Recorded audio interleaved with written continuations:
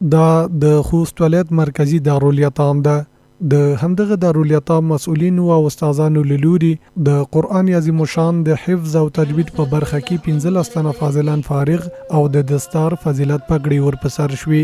د همدې فارغت غونډې پر مهال خوستوالي مولوي عبدالله مختار علم د دنیا او آخرت یو لوی نیکبختي او د پرمختګ بنسټ یاد کړ او زیاتولی چې پر همدې موخه د اسلامی امارت نظام هڅه کوي سو د هیواد ګوټ ګوټ ته علم ورسوي تر څو هر هیوادوال له دغه لوی نعمت او رڼا څخه برخمن شي. همدارنګه د یادې فارغت غونډې پر مهال د دغه دارالیتام مسؤلینو او ویناوالو وویل چې د همدغو او د هیواد د نور ولایتونو د یتیمانو د والدینو د شهادت او د سرخندنو له برکته پر هیواد اسلامی نظام راغلی او باید چې د یتیمانو پالنې او روزنې ته د نظام ترڅنګ ټول هیوادوال پوره توجه وکړي.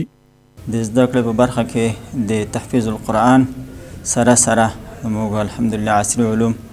او دینی علوم دواړه دوی ته ښیو. کله چې کوم یو شاګرد زموږ نه د حفظ د ناظرینه فارغ شي بیا موږ د دوی جایزه واخلو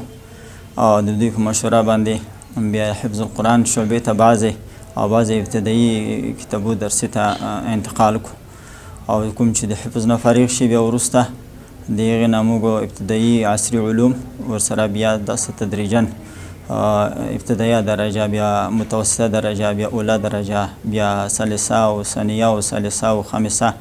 تر دې پر موږ الحمدلله سبق بیا ورته وایو. د فارغ حفاظو پر وینا په یاد دارالیتام کې ورته د دینی او عصري زده کړو امکانات برابر شوي نو له همدې وجې د خپل استادانو په همکاري د قرآن کریم مبارک تجوید او حفظ بشپړ او د ژوند لویو هیلو ته رسیږي. دوی زیاته کړه چې راتلونکي کې هم غواړي چې لا تر لوړې کچې زده کړې ترسره کړي او له همدې لارې د خپلو هیوادوالو خدمت وکړي. باید یاد شي چې د خوست ولایت مرکزی دارالیتام مسؤلینو د معلوماتو له مخې په یاد دارالیتام کې ورسره د بیلابیلو ولایتونو تر 900 یتیم زده کوونکي وجود لري چې په بیلابیلو برخو کې زده کړې ترسره کوي.